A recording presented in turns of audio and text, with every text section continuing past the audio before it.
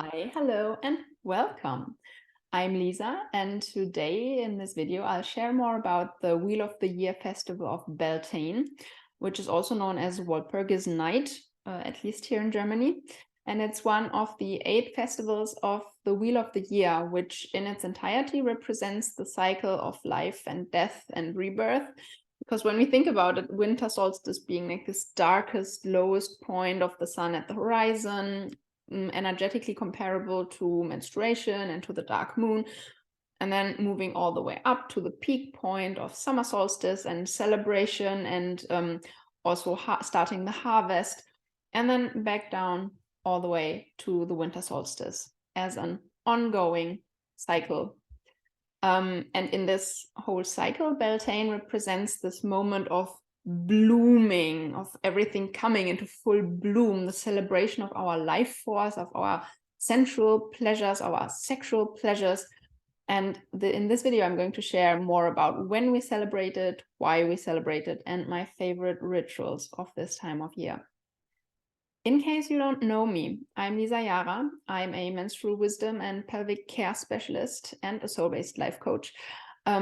Really here to support women and menstruating folks through the challenging parts of life and of their cycle and cyclical experience. So in case you have menstrual challenges or you're going through a big life transition, then I'm the one to call because I want you to have a happy, healthy period and this unshakable trust in yourself and your own ability to navigate life in all its phases. And I personally have been celebrating the Wheel of the Year festivals for at least the last 4 years or so. And I really take it as an invitation to remind myself of my cyclical nature, of our cyclical nature, because every being is cyclical. So when do we celebrate Beltane? It's a lunar festival, which means that it used to be celebrated according to the moon when the Celtic and Germanic tribes celebrated it, because they honored the Wheel of Life, the Wheel of the Year. And then it was celebrated on the 5th full moon of the year, or the 5th full moon after winter solstice, and always beginning at sunset and going all the way to sunrise. And nowadays, because we have at some point established the solar calendar, many people tend to celebrate it on May 1st, which would be like the halfway point between spring equinox and summer solstice. And also many people celebrate May Day, so there is kind of like a combination of these different festivities on May 1st. And that's, of course, in the Northern Hemisphere. And in case you live in the Southern Hemisphere, then Beltane takes place on the 1st of November. Why do we celebrate Beltane? Now, for thousands of years, people have celebrated at this time to honor Mother Earth, to honor Mother Nature. It's a festival of love, of lust, and the joy of life. Because on the one hand, it's kind of like the victory of the sun, at least for now, because we've come into this lighter half of the year, and also celebrating the fertility of the earth, of the animals, of us humans. And we show our gratitude to nature for her bountiful offerings, because we can already see so much that's coming through in flowers and trees and fruit and vegetables and everything. And for this, the maypole is a very fitting symbol. It's a symbol of fertility. And for May celebrations, this maypole has been erected for many, many decades and probably even thousands of years. And the pole stands for a phallus, an erected penis. And the hoop at the top represents a vulva and vagina. And so this symbol really stands for the feminine and masculine energies that we carry in all of us. This union, the sacred union of the masculine and the feminine in all of us in life, and also, of course, between men, women, non-binary people, always when two or more lovers come together, this union, also in a sexual sense. And it's a reminder that nature at its purest essence is joyful and creative and sexual, basically, because life is always recreating itself, developing, evolving, reproducing, reinventing itself. And it does it without thinking of it as something like bad or sinful. And it doesn't subscribe to the manipulation and control that is happening nowadays regarding our bodies, leading to a lot of body shame and body hatred and self-hatred in many women and people socialized as women especially, but I do believe in all people. But it's time to remember that we humans, we are of nature. And if nature is like celebrating herself and recreating and procreating, why should we be different, right? So this time is all about exploring our pleasure, our sensual self, our sexual self, our erotic nature, and rediscovering this joy in our own body that we can feel in our body, and the joy that we have a body, that we can inhabit a body and live on this earth. And well, yeah, also sex and sexual activities. But I want to say sex doesn't have to mean penetration. You know, it's about what you enjoy, what brings you pleasure, with whom you want to do it, and the way you want to connect with another person or several persons without one party having to fulfill any expectations of the other or pretend to be different in order to please. It's like this free will out of free will for the sake of joy and pleasure. And the Celtic and Germanic tribes would decorate their homes with like green branches and birch trees and flower garlands. They would light large bonfires, and then because these bonfires were said to have protective qualities, they would like extinguish all fires in all households and then take one log from the Beltane bonfire and use it to light the household fires again. And also people would drive their cattle around the fire or through in between two fires so that it would be protected for the coming year. And also lovers sometimes express their love by jumping over the embers together. So they would hold a massive feast celebrating all the beautiful offerings nature is giving, all the food and the drinks and everything. And what is the energetic quality of this time? Well, if you look at it, we now know that nature is no longer in hibernation, not at all. Nature is in full bloom. She's showing what she's got to offer. There is blossoming and flowering, and everything around us has this enticing quality and speaks to our senses. Like there is this luscious magnificence when we look at flowers and the lilacs and the apple trees and their flowers and primroses, and we can smell their fragrances, and we can look at the lush greens outside, and we can feel the warmth of the sun on our skin, and also this intense taste of the first ripe berries. And we hear insects and birds chirping outside, and like it's really a feast for all of our senses. And for us, it's the time to really enjoy this feast. Not thinking too much about tomorrow or about yesterday, but being present in the here and now. And so how can you all honor this time? By exactly doing that, like savoring with all your senses, even just taking an apple and biting in it and feeling its texture with your tongue, and having the juice slowly run through your mouth, and like really taking your time doing these things.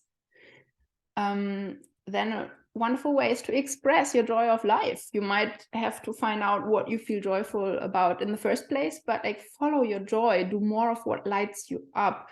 Maybe you want to take up, I don't know, drawing, singing, painting, writing poetry, or cooking, baking, gardening. All of these are creative tasks because we are constantly creating something. Even decorating your home is a creative act. So don't tell me you are not artistic. You are. Then go on and pamper yourself. Maybe run a bath, have some beautiful essential oils and flowers in the bath. Maybe you'd like to put on some nice cream afterwards and play some romantic or passionate music and enjoy the moment. And then you can, of course, also decorate your home, for example, with birch trees. The birch tree, which is part of the maypole, symbolizes light, life, fertility, strength, grace. And if you want to invite any of these qualities into your home, you can do it by placing some birch tree branches into your house. The meaning and themes of Beltane, I've already addressed a lot of them. So there are 3 major themes. The first one being the love, also bodily love and eroticism.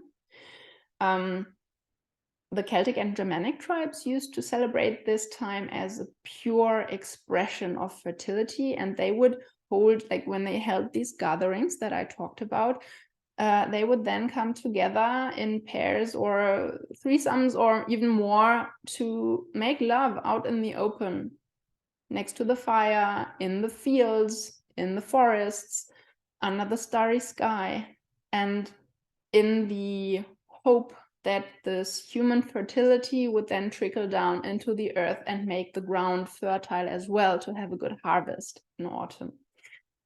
And it doesn't have to be with another person, you know. You can also pleasure yourself or appreciate your body. And it's more about this recognizing that your body is something beautiful, not just the looks or anything, but it's strong, it is hopefully healthy, it can be vibrant, and enjoying that and appreciating it for what it does for you every day, giving you like this possibility to use your senses to experience the world.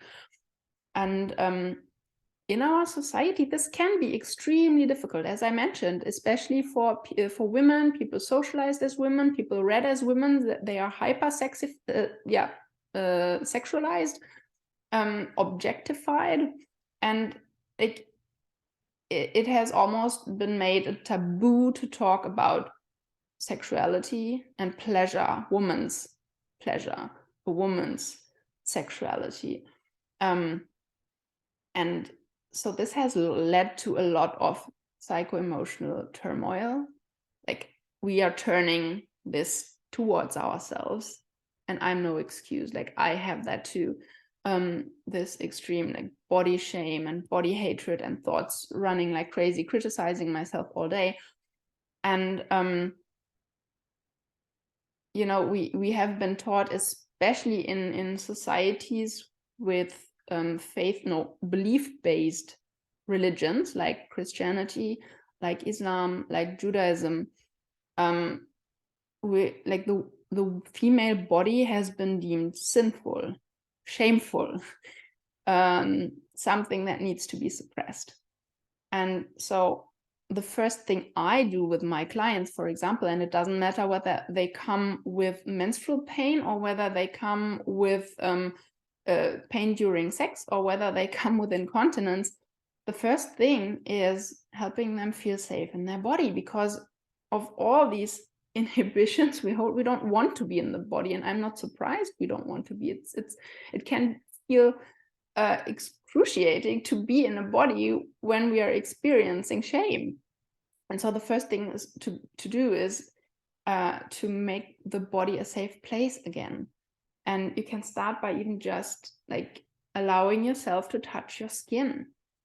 Or I do offer a little workshop that is a 60-minute guided exploration called Embodying Your Sensual Erotic Self, if you want to deepen the relationship, or even if you want to start exploring and building a relationship and releasing anything that's standing in your way, holding you back from experiencing and appreciating the body you have. And of course, you can always contact me, schedule a call, so we can get to know each other and see how I can support you on your journey. But again, as a second theme of Beltane and as a first step, you could simply delight in this world with your senses. I told you about the apple. You can also close your eyes and smell a flower and really get into all the nuances that are in that fragrance. Or you can stand in the sun and feel this warmth slowly seeping into your skin and embracing and enveloping you. Because so often we are caught up in our head. We are thinking about the past. We are planning towards the future, but we rarely spend a lot of time in the here and now. And our body lives in the here and now. So engaging our senses will ensure that we stay present here, because this moment right here, right now, is the only moment you can ever be alive and feel truly alive, because that's where the body lives. Our body doesn't live in tomorrow and it doesn't live in yesterday. It only ever lives in this present moment. And the third theme, or something that I wanted to mention here, is Walpurgisnacht. I already said this is a probably German term. It's the eve of May 1st, and it's traditionally the night where the witches are said to be dancing on the Blocksberg.